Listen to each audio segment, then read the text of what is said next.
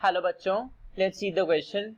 So the question is, biopiracy is related to A. Bio researches, B. Traditional knowledge, C. Biomolecules and genes discovered, or D. All of the above. So the key concept that we should know to solve this question is about biopiracy. What is biopiracy? Piracy मतलब what is piracy? Piracy means चुराना, like pirates होते थे, चुराते थे, चोर. So piracy is चुराना. Biopiracy में क्या चुराते हैं? What is biopiracy? We talk about biopiracy, then जो definition होती है biopiracy की, that is commercial development. It is the commercial development of biological compounds. कोई भी biological compounds को बनाना. Commercial development of biological compounds or genetic sequences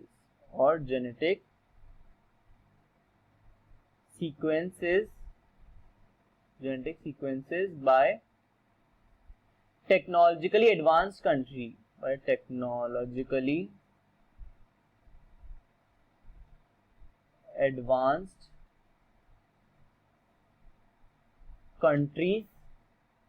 okay, और organization like कोई multinational company भी हो सकती है, organizations और multinational company without proper consent, that word is very important, without consent. Okay, किससे consent? Without consent from people or nations in whose territory the materials were discovered.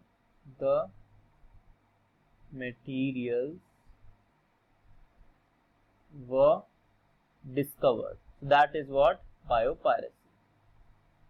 Okay, and it also involves without fair compensation.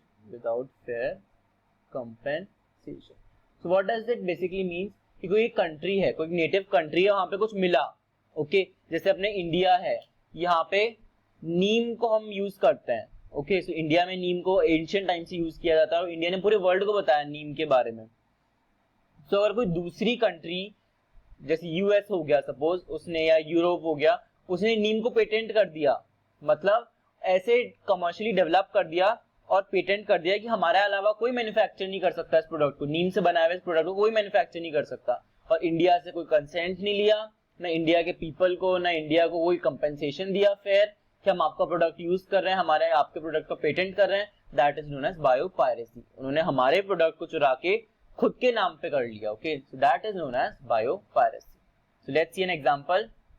यही जो मैंने आपको नीम का example बताया, example, if we talk about example of biopiracy, so example is what? It is patenting of Azadirachta indica. What is Azadirachta indica? It is neem. Indica क्यों use करते हैं? Because India में इंडिजिनस है. Okay, it is नीम की patent करवा ली.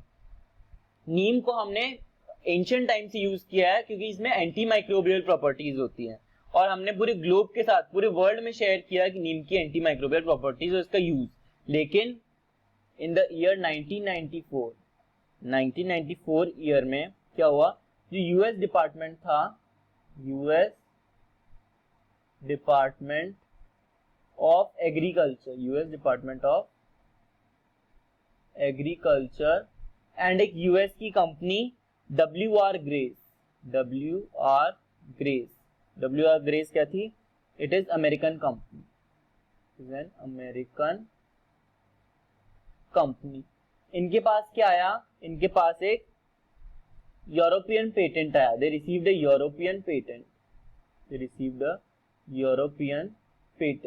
इस European patent किस चीज का था? ये इस यूरोपियन पेटेंट में था they use neem extract. neem extracts to control fungal infections.